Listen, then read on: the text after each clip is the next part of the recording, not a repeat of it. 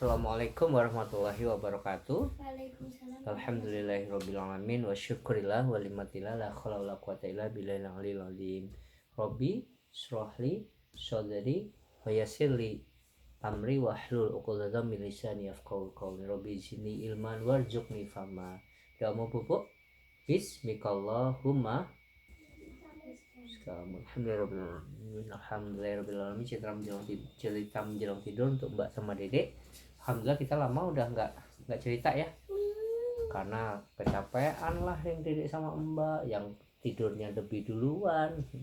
Oke, Ayah akan membahas buku dari Agim, yaitu buku Asmaul Husna, menceritakan tentang bagaimana 99 nama Allah itu benar-benar bisa Allah itu ada. Ar-Razzaq ya, Ar-Razzaq. Oke, Ar-Razzaq ya, siap dengerin Ayah? Siap dengerin Ayah ya. Ar-Razzaq yaitu Allah yang maha pemberi rezeki, dan tidak ada suatu binatang melata pun di bumi melainkan Allah lah yang memberi rezeki, dan Dia mengetahui tempat berdiam binatang itu dan tempat penyimpanannya. Semuanya tertulis dalam kitab yang nyata, Lauhul Mahfuz. Surat Hud ayat 6. Tidaklah Allah menciptakan makhluk kecuali sudah lengkap dengan rezekinya, sebab Dia adalah Ar-Razzaq, zat yang maha memberi rezeki. Dia tidak menciptakan makhluk kemudian membiarkannya begitu saja. Dia menciptakan makhluk dan memberinya rezeki dengan ukuran yang sangat pas sesuai dengan kebutuhannya. Imam Abu Hamid Al-Ghazali memaknai Allah Ar-Razzaq sebagai Dia yang menciptakan sarana-sarana rezeki maupun mereka yang diberi rezeki. Allah Ar-Razzaq dimaknai pula sebagai Dia yang memberikan sarana kepada seluruh makhluknya serta menciptakan bagi mereka jalan-jalan untuk menikmati rezeki tersebut. Apabila kita menelisik Al-Quran, rezeki yang Allah sediakan bagi manusia terbagi menjadi 3 jenis. Yang pertama, rezeki yang Allah jamin, semisal makan, minum, udara, dan kebutuhan dasar lainnya bagi makhluk untuk bertahan hidup. Rezeki jenis ini keberadaan dan distribusinya Allah jamin sehingga siapapun bisa mendapatkannya kecuali yang Allah kehendaki. Al-Quran menginformasikan dan tidak ada suatu binatang yang tadi, yaitu di Hud ayat 6. Kedua, rezeki yang Allah gantungkan. Allah Ta'ala berfirman, sesungguhnya Allah tidak akan mengubah nasib suatu kaum kecuali kaum itu sendiri yang mengubah apa yang ada pada diri mereka. Surat Ar-Ra'd ayat 11. Inilah rezeki yang wajib diusahakan oleh kita, yaitu dengan cara menjemputnya. Makna menjemput tentu saja berbeda dengan mencari, sebab menjemput sudah pasti ada, sedangkan mencari belum tentu ada. Misal Allah memberikan rezeki kepada singa setiap hari, namun Allah tidak serta-merta melemparkan daging rusa ke sarang singa. Singa itu harus berusaha keluar kandang dan mencari mangsa untuk mengisi perutnya. Artinya kalau kita tidak mengusahakan untuk menjemputnya, kita tidak akan bisa mendapatkannya. Kesungguhan dan kecerdasan dalam menjemput rezeki yang Allah gantungkan ini akan membedakan banyak sedikitnya rezeki yang manusia lakukan. Ketiga, rezeki yang Allah janjikan, tidak semua orang bisa mendapatkan rezeki jenis ketiga ini. Allah Ta'ala hanya memberikannya kepada orang yang layak menerimanya, yaitu mereka yang mau mengikuti aturan main darinya. Di antara orang yang akan mendapatkannya adalah mereka yang pandai bersyukur. Allah Ta'ala berfirman, sesungguhnya jika kamu bersyukur, pasti kami akan menambahkan nikmat kepadamu. Dan jika kamu mengingkari nikmatku, sesungguhnya azabku sangat pedih. Surat Ibrahim ayat 7. La in syakartum la azidannakum, la in kafartum inna ada bila sadid. Ya. Kun fayakun. Ada di ayat kursi ada. Di Yasin ada. Lupa ya. Bisa ya.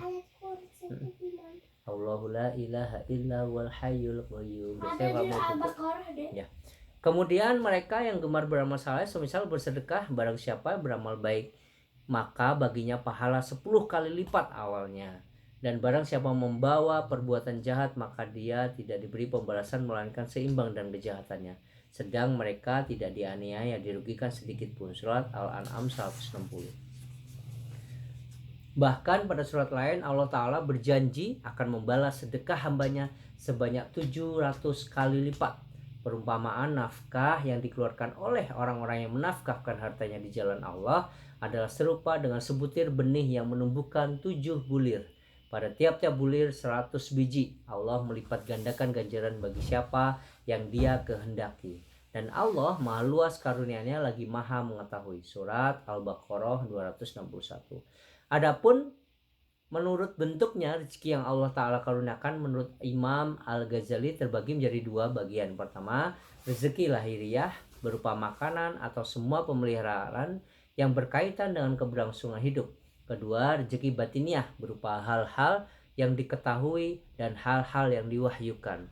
Rezeki jenis kedua ini diperuntukkan bagi jiwa manusia. Rezeki pertama berbuah kekuatan fisik dan kehidupan dunia.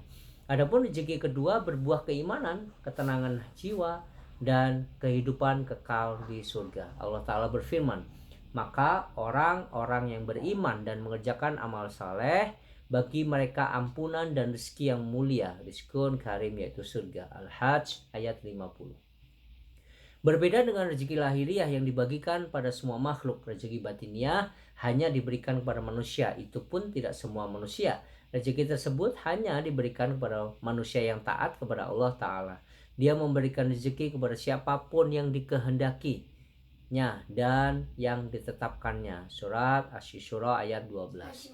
Asy-Syura. Allah Ta'ala telah menjamin rezeki lahiriah setiap makhluk sesuai kebutuhannya masing-masing. Tidak ada satupun makhluk yang Dia ciptakan tanpa ada jatah rezekinya. Semuanya sudah disediakan.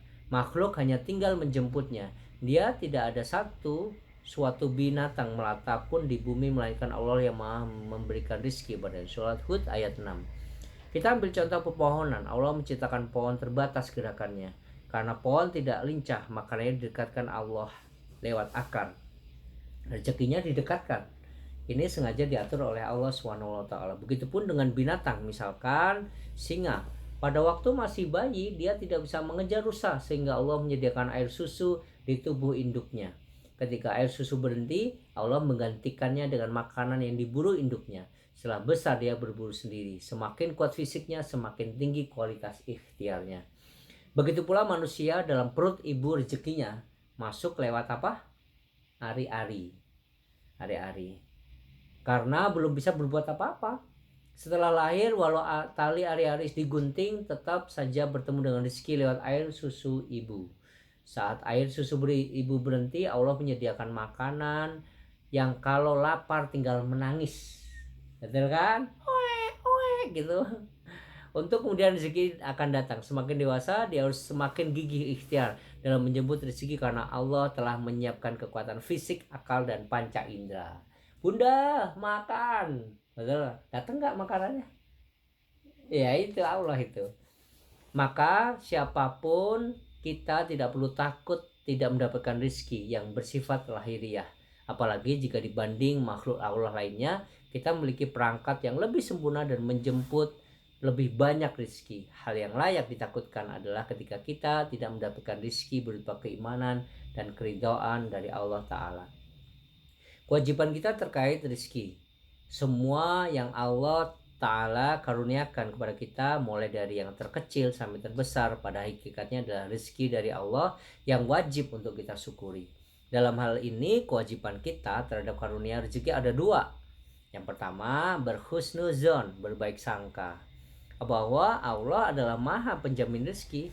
Dalam sebuah diskusi, Allah SWT berfirman, Aku sesuai dengan prasangka hambaku kepadaku. Semua yang kita makan, kita minum, kita pakai, dan kita dapatkan adalah mutlak dari Allah.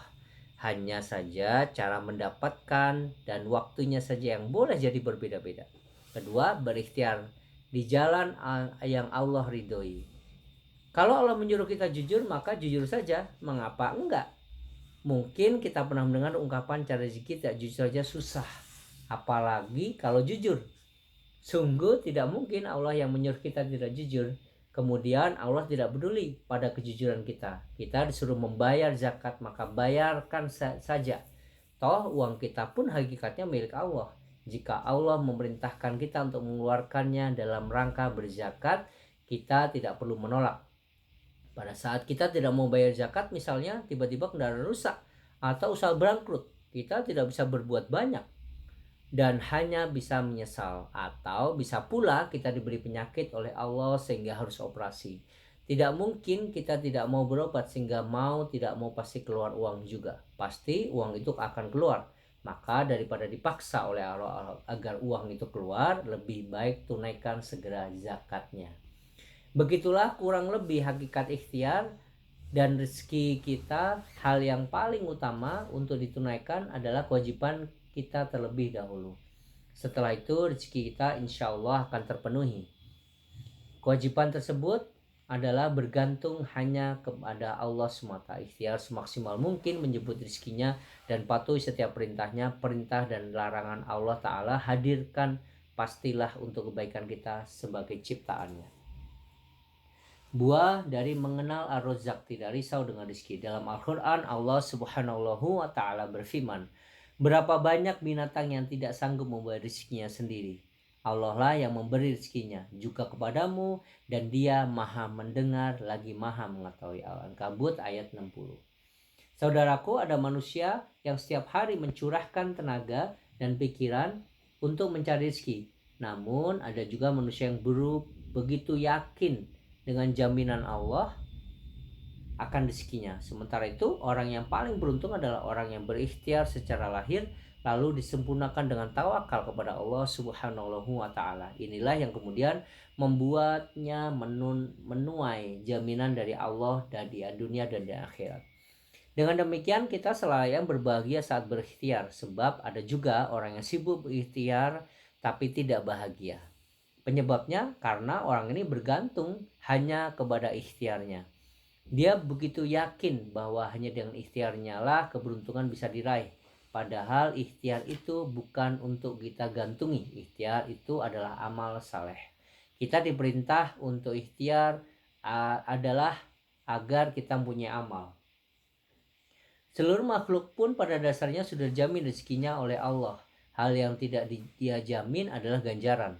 Ganjaran atau pahala harus kita cari, sedangkan rezeki sudah menjadi jaminannya. Oleh karena itu Ibnu Athaillah mengatakan, jangan risaukan apa yang sudah dijanjikan Allah kepada kita, tapi risaukanlah kalau kita lalai terhadap kewajiban-kewajiban yang dibebankan kepada kita. Maka kalau kita kemudian masih merasa resah dan gelisah dalam hidup, yang itu jangan-jangan ciri kita masih bergantung pada ikhtiar.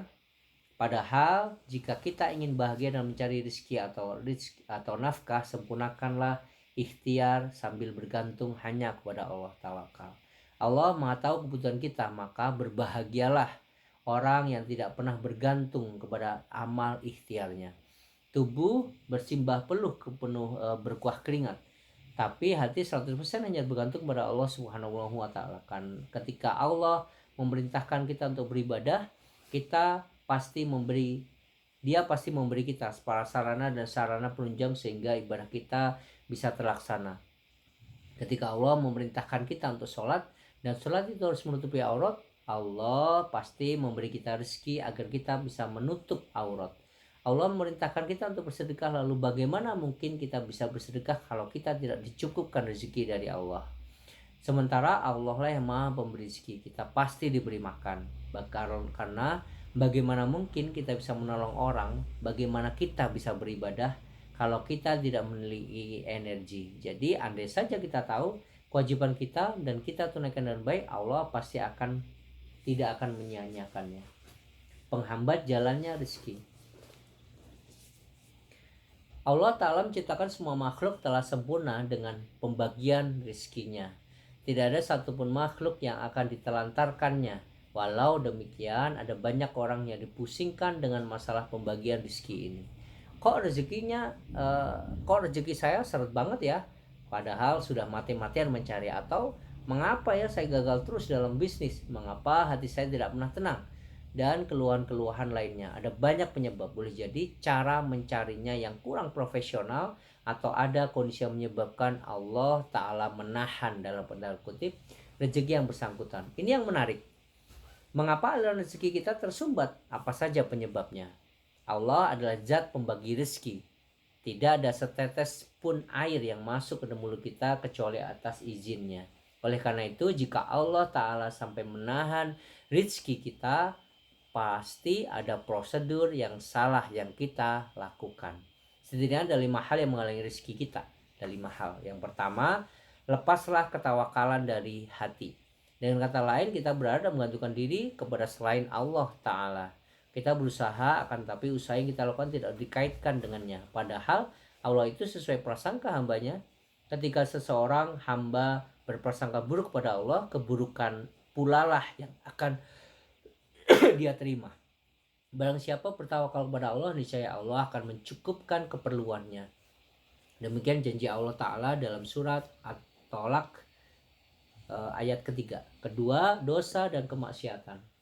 Dosa adalah penghalang datangnya rezeki. Rasulullah Shallallahu Alaihi Wasallam bersabda, sesungguhnya seseorang terjauh dari rezeki disebabkan oleh perbuatan dosanya. Hadis riwayat Ahmad. Ada penutup, pasti ada pembuka. Apabila dosa adalah penutup aliran rezeki, maka taubat akan membukanya. Andai kita simak doa minta hujan, isinya adalah permintaan taubat. Doa Nabi Yunus saat berada dalam perut ikan adalah permintaan taubat. Demikian pula doa mohon anak, dan Lailatul Qadar adalah taubat. Oleh karena itu, ketika rizki terasa seret atau berat, perbanyaklah taubat dengan hati, ucapan, dan perbuatan kita. Yang ketiga, maksiat saat mencari nafkah. Apakah pekerjaan kita dihalalkan agama? Jika memang halal, apakah benar dalam mencari dan menjalaninya? Tanyakan selalu hal ini. Kecurangan dalam mencari nafkah, entah itu korupsi atau bentuknya apapun itu, memanipulasi timbangan, praktik markup, dan sebagainya akan membuat rezeki kita tidak berkah. Mungkin saja kita mendapatkan banyak uang, akan tetapi keberkahan dari uang tersebut telah hilang. Apa itu rezeki yang tidak berkah? Mudah menguap untuk hal yang sia-sia, tidak membawa ketenangan, sulit dipakai untuk taat kepada Allah, dan menimbulkan penyakit. Jika kita terlanjur melakukannya, segera taubat dan kembalikan hal tersebut kepada yang berhak menerimanya. Yang keempat, pekerjaan yang melalaikan kita dari mengingat Allah. Bertanyalah, apakah aktivitas kita selama ini membuat hubungan kita dengan Allah makin menjauh? Terlalu sibuk sehingga lupa sholat, minimal jadi telat, atau lupa membaca Al-Quran, lupa mendidik keluarga, adalah sinyal yang menandakan pekerjaan kita tidak berkah. Jika sudah demikian, jangan heran apabila rezeki kita akan tersumbat. Idealnya semua pekerjaan harus membuat kita semakin dekat dengan Allah Ta'ala. Sibuk boleh, akan tapi jangan sampai hak-hak Allah kita abaikan. Bencana besar dalam hidup bukan karena kehilangan harta, bukan karena ditinggal pasangan, bukan karena ditolak lamaran, bukan karena turun jabatan, bukan karena PHK, dimutasi, dimarahin atasan, dan lain sebagainya. Bencana terbesar dalam hidup adalah ketika kita jauh dari Allah Ta'ala. Yang kelima, enggan bersedekah. Siapapun yang bakhil dan suka menahan hatinya, niscaya hidupnya akan sempit dan rezekinya tersumbat. Sebaliknya, sedekah adalah penolak balak, penyubur kebaikan, serta pelipat ganda rezeki. Sedekah bagikan sebutir benih menumbuhkan 7 bulir yang pada tiap-tiap bulir itu terjurai 100 biji. Artinya Allah yang maha kaya akan membalasnya sampai 700 kali lipat. Surah Al-Baqarah 261. Tidakkah kita tertarik pada janji Allah ini? Maka pastikan tiap hari tanpa bersedekah. Tiada hari tanpa kebaikan. Insya Allah Dia akan berkenan membukakan pintu-pintu rezeki untuk kita. Mutiara kasih. Dari Umar bin Khattab, ia berkata bahwa Rasulullah Shallallahu Alaihi Wasallam bersabda, seandainya kalian benar-benar bertawakal pada Allah, tentu kalian akan diberikan rizki sebagaimana burung diberikan rizki. Ia pergi di pagi hari dalam keadaan lapar dan kembali sore hari dalam keadaan perut kenyang. Hadis riwayat Imam Tirmizi nomor 2344. Abu Isa Tirmizi mengatakan bahwa hadis ini hasan sahih. Hadis ini sekaligus menunjukkan bahwa yang disebut tawakal berarti melakukan usaha. bukan hanya sekedar menyandarkan hati kepada Allah. Karena burung saja pergi di pagi hari untuk mengairi rezeki, maka tentu manusia yang berakal tentu melakukan usaha, bukan hanya bertopang dagu menunggu rezeki itu datang sendiri. Sebagaimana dijelaskan pula oleh Ibnu Hajar al-Asqalani rahimahullah ketika membahas tidaklah hewan melata di muka bumi ini melainkan Allah memberikan rezeki. Lantas beliau berkata, bukankah yang dimaksud meninggalkan sebab lalu berpangku tangan pada makhluk lain supaya bisa mendapat rezeki? Sikap malas-malasan seperti ini yang enggan berusaha bertolak belakang dengan yang maksud tawakal. Imam Ahmad pernah ditanya mengenai seseorang yang cuma duduk-duduk saja di rumahnya dan hanya berdiam di masjid. Ia berkata, aku tidak mau belajar sedikit pun dan hanya mau menunggu sampai rezekiku datang. Imam Ahmad pun berkata, orang-orang ini benar-benar bodoh. Padahal Nabi SAW bersabda, sebagaimana hadis burung di atas disebutkan bahwa burung saja bekerja dengan berangkat di pagi hari. Para sahabat Nabi yang mulia pun berdagang dan bekerja dengan hasil kurma mereka. Merekalah sebaik-baik teladan. Fathul Bahri 306. Semoga Allah menjadikan hati kita penuh tawakal, lemah lembut dan rasa takut banyak pada tips mengenal asma ar-Razzaq. Meyakini bahwa rezeki yang kita dapatkan semua berasal dari Allah Subhanahu wa taala, bukan dari pekerjaan, dari orang tua, dari orang dekat atau dari orang dalam. Manusia hanyalah sarana bagi sampainya rezeki dari Allah untuk kita. Menyingkirkan segala keraguan akan jaminan rezeki dari Allah dan tidak bergantung pada apapun yang menjadi perantara datangnya rezeki. Tiada yang layak kita yakini selain pemilik dan pencipta perantara yaitu Allah Ar-Razzaq. Dengan mengenal Allah Ar-Razzaq, seseorang akan bersegera menuju dan mendekat kepadanya dengan senantiasa bertawakal kepadanya. Sesungguhnya Dia Maha Kuasa untuk melapangkan dan menyempitkan rezeki hamba-hambanya. Tidak pelit untuk berbagi rezeki khususnya kepada orang tua, kerabat, tetangga, dan tentu saja pada orang yang berada dalam tanggungan kita. Termasuk pula fakir miskin yang ada di sekitar kita. Yang terakhir, tidak mencari rezeki dengan cara yang diharamkan Allah Ar-Razzaq, dan tidak pula membelanjakan rezeki kita di jalan yang diharamkan. Mutiara doa. Rabbi firli wahabli walkalla yang bagi liya halim min ba'di innaka antal wahhab. Ya Allah, ampunilah aku dan anugerahkanlah kepadaku kerajaan yang tidak dimiliki oleh seorang pun sesudahku. Sesungguhnya Engkau lah yang Maha Pemberi. Surat Asy-Syura ayat 35. Percikan hikmah. Yakin adalah Allah, engkau tidak mencari ridha manusia dengan kemurkaan Allah. Engkau tidak dengki kepada seorang pun atas rezeki yang ditetapkan Allah dan tidak mencela seseorang atas sesuatu yang tidak diberikan Allah kepadamu. Sesungguhnya rezeki tidak akan diperoleh dengan ketamakan seseorang dan tidak akan tertolak karena kebencian seseorang. Sesungguhnya Allah Ta'ala dengan keadilan ilmu dan hikmahnya menjadikan ketenangan dan kelapangan ada di dalam rasa yakin dan ridho kepadanya, serta menjadikan kegelisahan dan kesedihan ada dalam keraguan, tidak yakin atas takdir darinya, dan kebencian atas apa yang telah ditakdirkan olehnya. Abdullah bin Mas'ud radhiyallahu anhu dalam hadis riwayat Al-Baihaqi, Su'abul Iman, dan Ibnu Abi Dunya Al-Yakin. Alhamdulillahirrahmanirrahim. Kita udah belajar bagaimana Ar-Razzaq ini Allah Maha memberikan rezeki. Allah memberikan rezeki pada semua makhluk hidup atau semua makhluk hidup, hewan, manusia dan lain sebagainya, semua pasti zaman rezeki. Pertanyaannya apakah kita mau terus bersyukur? Bersyukurlah maka Allah akan berikan nikmat. Alhamdulillahirrahmanirrahim. Semoga insyaallah tomorrow kita akan berjumpa lagi. Subhanakallahumma wa bihamdika asyhadu an la ilaha illa anta astaghfiruka wa atubu ilaik. Assalamualaikum warahmatullahi wabarakatuh.